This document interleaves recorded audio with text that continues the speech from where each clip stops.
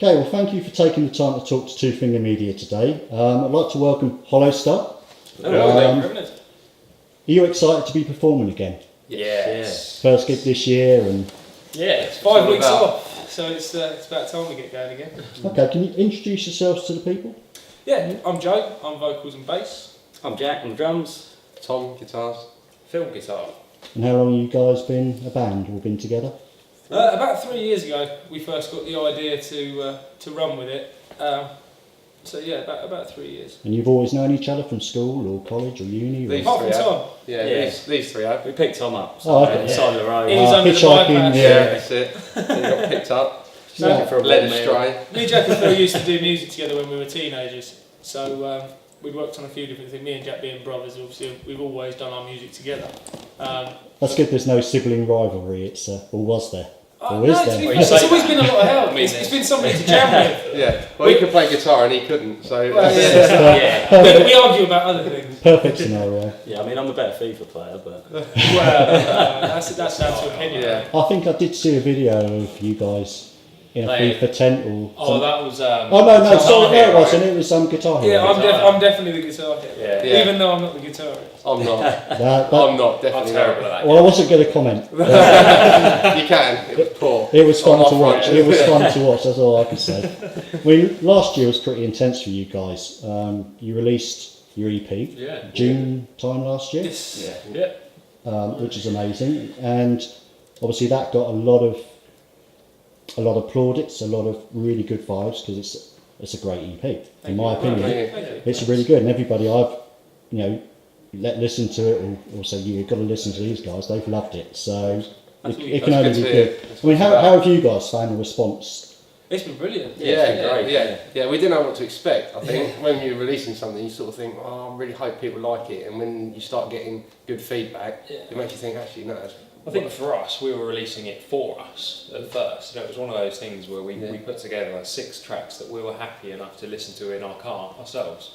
Yeah. And I think it's a bonus that, when we're putting it out there and people are like, oh yeah, I really like this, it's awesome. I think it was brave as well to throw a slower song in there. Yeah. Feel the Burn, I think, is amazing. But I like the rest as well, but it was, because you wouldn't think it would fit, but it actually fits even better. But it's the one thing that we've always been conscious of is, if you just wanted 13 songs, you can put a CD on. If you want a show, you need a little bit more. So, but everything from being our live shows to an EP, everything is about a journey. So if there's no ups and there's no downs, if you're just at 100 mile an hour all the time, how do you appreciate how good 100 mile an hour is? A lot of bands I've talked to recently are, when they're doing the new album, they're almost approaching it as a set list.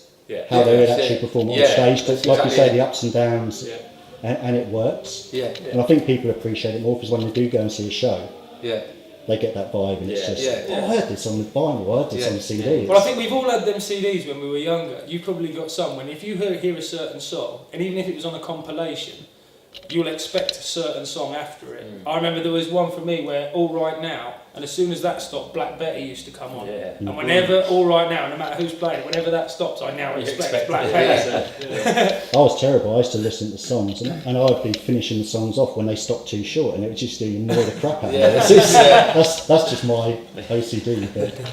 But I mean, obviously last year, like I said, was really intense with the EP release and that, but you guys worked really, really hard with the social media side to push yourselves into the public eye. We've got a bit of an insider help with this. That was what Jack did before we started doing the music. So I mean, that was something that obviously has helped you guys. And that's how we found each other, I think. Yeah, without a doubt. I mean, the people that we sort of interact with at gigs are people that like the post and they share things and they interact with us, and that's what we do it for, because not everybody can make it to a gig every week, but they can see what's coming up and what's happened, and I think Jack White recently has come out with his shows saying no mobile phones, no phones, which is, I understand that, but for a band starting out with trying to assert themselves in the business, you need that social media presence, you need the YouTube videos, and if people can't find us, how do they ever? That's it. You need the hype, don't you? You need that hype build. That's right. I mean, you released a video recently for Feel the Burn. How did you choose that particular song to release? The song chose itself. Yeah. I genuinely did. Because like I say, 3 years ago we had this idea that we wanted to do this, and we spent probably a year and a half travelling around smaller venues, purposely aiming for pubs and smaller places where we can try and figure out what sound do we want, what things work, which are the songs that are capturing people. And after about 2 years, when we started thinking about the EP, the one song wherever we went, people were singing along with was Feel the Burn. Yeah. So it kind of picked itself. I don't think you can choose your own singles as such. I mean, staying with that track, I was at a show last weekend and I talked to Paul from Cloven Hoof. And My new best friend. Well, we were talking and chatting away, and you guys come up and we were talking about you guys. And he said he's not managed to see you live yet, and it's sort of he's sort of itching to do it. Yeah. But he said he was doing a taste test on this new run that they've got coming out, this real strong fire. And he said when he was having a taste test, Feel the Burn was playing in the background. Yeah. And he said it just fitted. Yeah. He said it's just that moment. He said that song, that drink. I think I remember it the fits. email he sent us when he actually said, I think I've nailed the overhoof, so maybe that helped. Yeah. Well, you know, he was very impressed with your music. We were as put it well, like I'll be honest. We had a very good evening, very impressed. that. Apparently he said he sent you half a dozen bottles of Cloven Hoof or something. Yeah, we need some more now. That was less than a week ago? He did actually point the finger at one person, I believe, Yeah. that he expected to drink all 6. Oh, it might have been us. It might have been this guy. If He you was can't find him, misjudged. that'll be where it'll be. One of us will. So musically then, who have you guys been influenced by growing up, or Different even from now? everybody, really. I mean, it changes every day. Me growing up, there was a band called Thunder, and I spent years. Who still are? Well, there still is a band called Thunder, yeah. But no, I spent years battling against, because that was mum and dad's music. That's what they liked. And as a teenager, I was adamant that I'm not going to like mum and dad's music. And they played Scarborough Beach Festival, and I was about 11 years old, and they were playing on the beach. They split the crowd in two. They stopped playing, and they had half the crowd doing the bass line, and the other half doing the lyrics.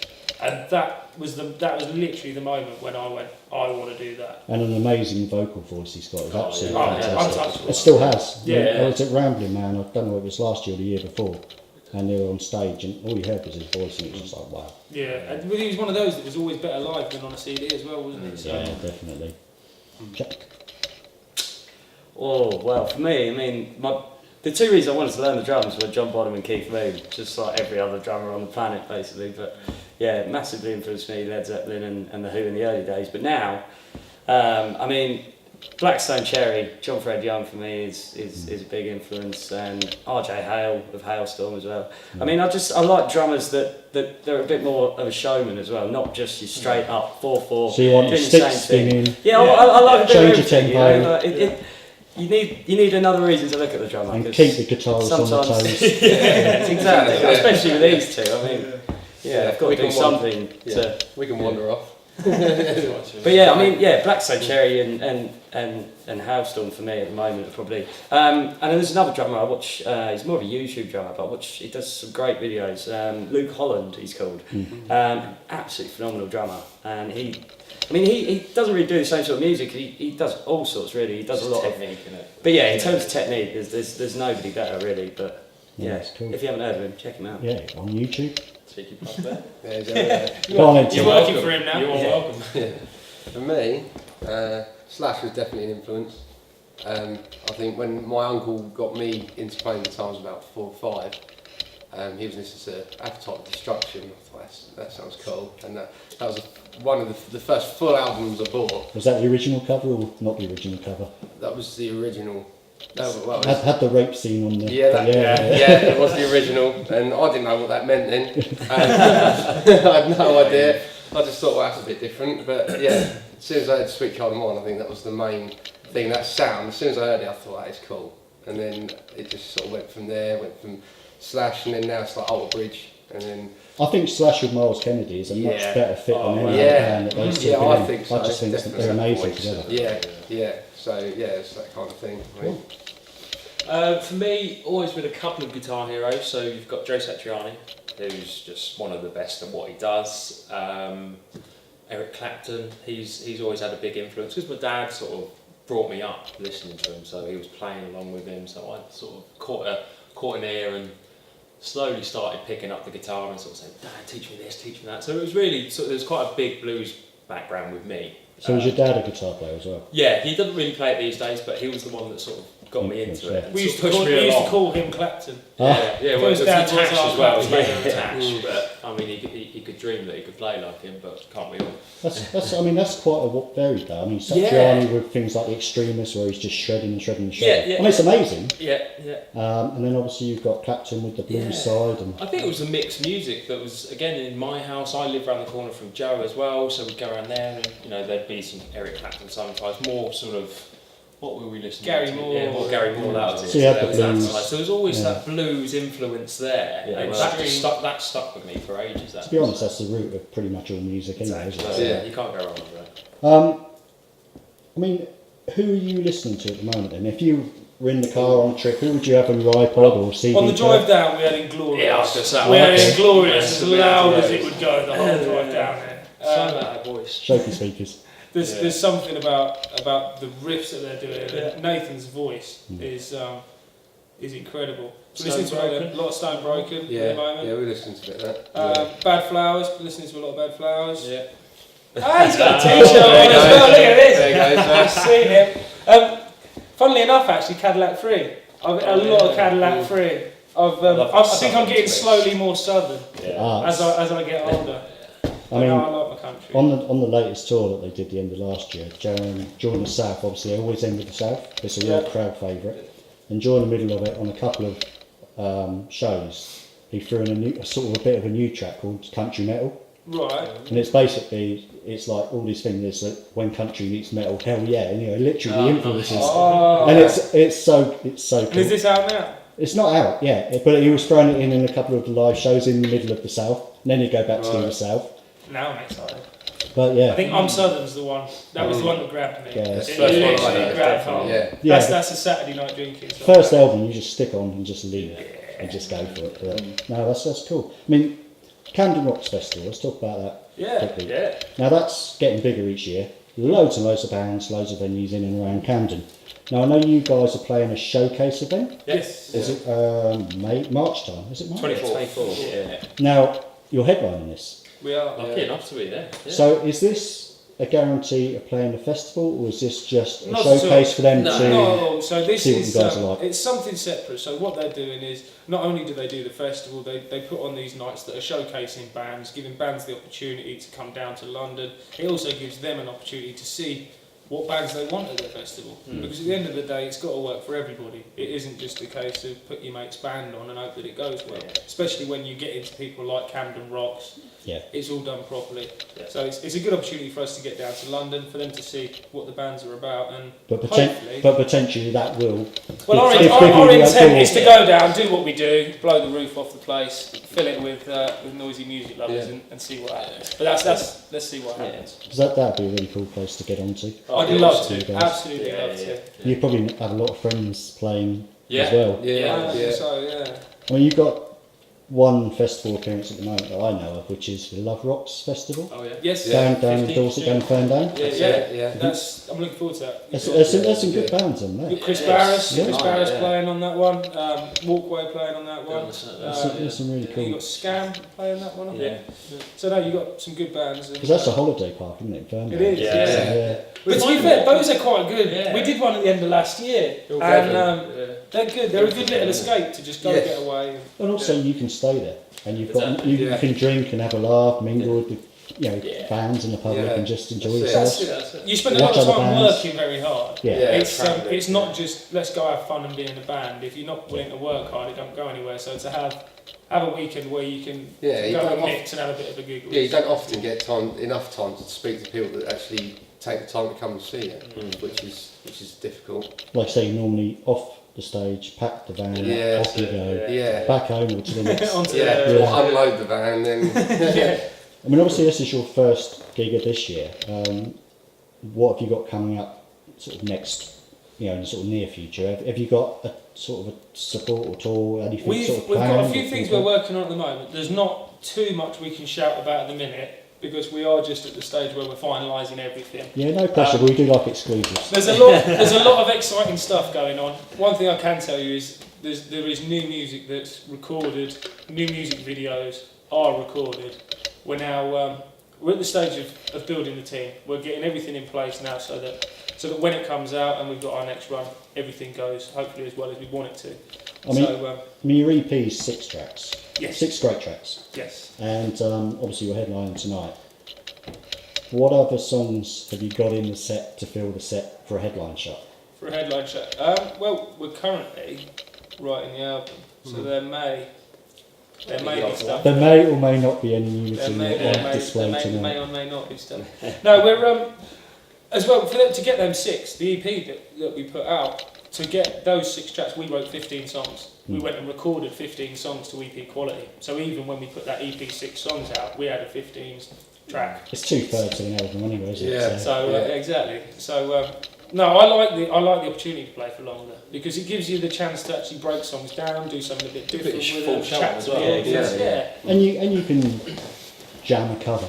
Yeah. Yeah, Drop the old which to be cover, fair, I mean, it doesn't matter how big the band is, everybody loves Yeah. a band jamming a cover. Exactly. Especially when you put your own take on it and it just makes I was it going to special. say, it's It's good to just- put a twist on it. Yeah. Oh yeah, if you want to do a cover of, I don't know, cover Cream, band go and see Cream. Yeah, we Yeah. would have done sort of thing, but exactly. Not so good if they don't like your other stuff but love the cover. maybe leave it till to the end. So. Last song, yeah. There we go.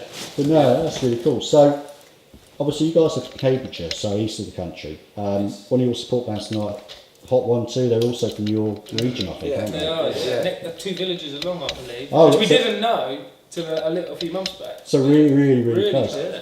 I mean, that's obviously you guys are 2 bands that come out of your region. It's not a hotbed that we hear about No. for music. So, No, is no. it? So growing up there, was it sort of difficult without that? I mean, probably as a teenager, it had quite an emo scene.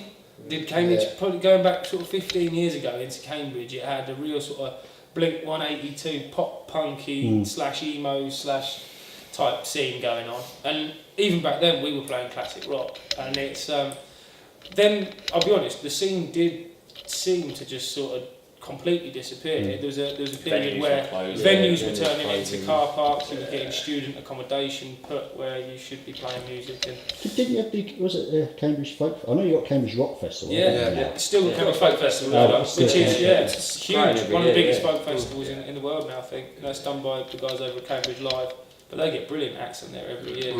I suppose you're not too far from major areas of music either, though. Sort of. I mean, Yeah. for us, Quite the things we're quickly learning is if you want to be in a rock band, get your foothold in the Midlands. And it is as simple as that. That is as the best advice I can give to any rock band is get a foothold in the Midlands as quick as possible. I mean, there's quite a few of the what I call the newer, younger British bands, obviously Midland based as well. You've got obviously Bad Flowers, Yeah, Broken Wit yeah. Rebels, people like that. Yeah. Even Stone Broken or Yeah. Yeah. Walsall or something. Yeah. They've done all right then. But I've always found that the Midlands probably my favourite area to go and listen to music, watch music. Yeah. Some really good venues as well, isn't there? The venues are great, the fans seem to be up for it every Yeah. single night, Yeah. the atmosphere's always there. And I think the bands appreciate it, and you almost get a cohesion between the bands and the fans. You get the energy from the fans that Yeah. almost get the band to push the energy back, and you've got this symbiotic relationship. That's it. Yeah. And the music sounds fantastic. I don't know, it just sounds better. Yeah. Definitely. Yeah, it does. Even better than London, although Camden, I love Camden. Yeah. London is atmosphere. you've got to love playing in London. I think London is probably a close second favourite for mine. But then again, it depends where you go because, like you say, it all depends on how the audience are. And we always make a point of making sure that we're trying to get them as energised as possible because they're our show as much as we're the show for the audience. If they're bouncing around and having a laugh, then we're enjoying ourselves because what we see on stage is good fun as well. So. I mean, you get the adrenaline hit, obviously, when you strike your first chord, hit your first beat. But you need the top up, I think. You Yeah. need that energy, that atmosphere from the crowd, Yeah. almost, Response. to keep you going. Yeah. Yeah. Especially when you're getting into the longer sets, like you were saying, Yeah. you're going into sort of your hour and a half long. So you sort of, if you get 45 minutes into an hour set and nobody's jumping around, nobody's paying attention, then you know something's wrong. But then I guess it also makes you work harder to change that. Yeah. So if you could see the crowd a little bit low, you tend to sort of Luckily we haven't do had it something yet, slightly have we? different. No. Luckily we haven't had it yet. Well, like I say, if All you- we've got to do is work hard and give us time. Give us time. So what other bands have you played with, seen, been around that you would recommend to people that maybe they haven't heard of? There's obviously a lot of unsigned bands, Yeah. independent bands and stuff. Stone Broken and Bad Flowers are two that jump out to me straight away. Two of the best bands that we've ever had the chance to play with. There was another band from London who had Bad Mother Bad Earth. Mother Earth, Yeah. and they have got a singer who is Freddie like a Mercury. rock and roll Freddie, a proper rock and roll Freddie Mercury. Incredible. And I'd check them out for me. Go check them out. They're so good. And Our Propaganda. Yeah. Though I would say check Yeah, them out really live rather than recorded, because live it blows me away. But I think their recorded doesn't necessarily do their live show justice. Their stage presence is incredible. Yeah. A lot of bands lose something in recording if it's not Yeah, done that's live. right. Yeah, it's that live feel that I like to Yeah. try and capture. And there's not, to be honest, there's not many CDs or many vinyl that you listen to which capture that live essence, That's it. which has been recorded in the studio. Yeah. Some bands do, like we were talking earlier, Cadillac Three's first album captures Yeah. that live essence. And I think that's the all holy Slash's grail stuff. of recording, Yeah. isn't it? If you can get that, Yeah. then you've found that magical bit of recording that everybody looks for. So. Yeah, a lot of Slash and Miles Kennedy stuff was done live, and Yeah. that to me just stands out. As soon as I hear it, I just think, well, there's bits that he probably puts in there that he would live or be different live, and he probably even did it on the spot when recording it. Well, I was talking, I did an interview with Lawrence Jones last week, the blues, Oh yeah. and he was saying, because he normally plays a Strat on stage, but he went and recorded this new album in, I think, Miami, and he used a Les Paul on some of the tracks for a punchier, because he needed a punchier sound. But he only would do it if he could replicate it live, because what's the point of, like you say, recording Yeah, no, in the exactly. studio and then you No. can't replicate it live, or careful. even You've got to be better. careful. You set yourself up for disappointment. Yeah, it doesn't work. Yeah. But, No. no, that's really cool. Well, okay, guys. Well, thanks for the talk, and I mean, good luck tonight. It's like I say, first show of the year. Dust the cobwebs off, Thank you for coming and joining blow us. blow the roof off, and Yeah. just have a great time. And best of luck for the rest of the year. Thank you very Thanks much. for talking to us. Thank you. See you later.